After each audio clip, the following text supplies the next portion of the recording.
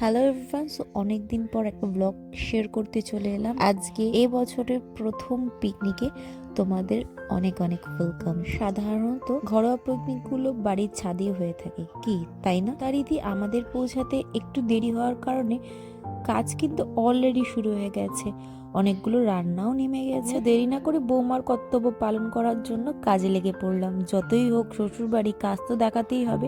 আর এটা আমার ছোট পিসি শাশুড়ির বাড়িতে পিকনিক হচ্ছিল, যেটা হচ্ছে শীতের মোড়ে।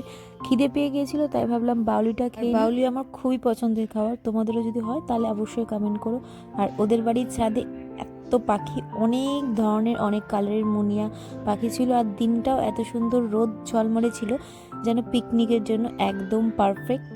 তারপরে দেখতে দেখতে মাংস কষানো হয়ে গেছে, আর রান্নার সমস্ত দায়িত্ব ছিল তাপুদা আর তন্ময়দা। দিকে চলছে রান্না আর এই দিকে চলছে হাসি মজা আড্ডা।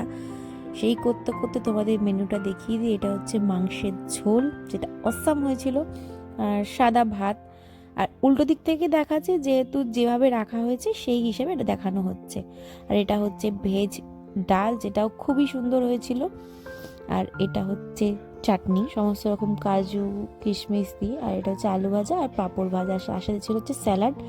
খাবার পরিবেশনার সময় চলে এসছে, তো মোটামুটি সবাই বসে গেছে। আমার 2-3 জন ননদ বসে গেছে। আর বাইরে হবে আমার মোটামুটি 6-7 জন ননদ রয়েছে, তাই ভাবলাম যারা বড় রয়েছেন তাদেরকে আগে পরিবেশনা করা যাক। আর বাচ্চা বলতে একজনই ছিল। সবাইকে পরিবেশনার পর আমি, রিয়াদি এবং মেজদি বসে পড়েছি খাওয়ার জন্য। ভাত ডাল দিয়ে খাওয়ার সুরটা নিতে পারিনি, মাংস চলে এলো, তারপর চলে এলো চাটনি এবং পাঁপড়। এটা খাওয়ার পরে 2 ননদিনের জোনাকি, আর এটা হচ্ছে রিয়াদি। এটা হচ্ছে আরেক রিয়াদি, আমাদের রিয়াদি রয়েছে 2 জন। তো চলে এলো twin one flavour red ice cream. Then এখানে ফিশ ফ্রাই ম্যারিনেশন হচ্ছে, মানে একটা খাবার হজম হয়নি, তারপরে আরেকটা খাবার। যাই হোক, তো ফিশ ফ্রাইগুলো ভাজছিল রিস্তব।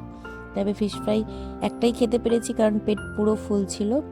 আর এখানে আমরা গল্প আড্ডা করতে করতে ফিশ ফ্রাই এনজয় করছিলাম, তার সাথে চলছিল অনেক আনন্দ, অনেক মজা।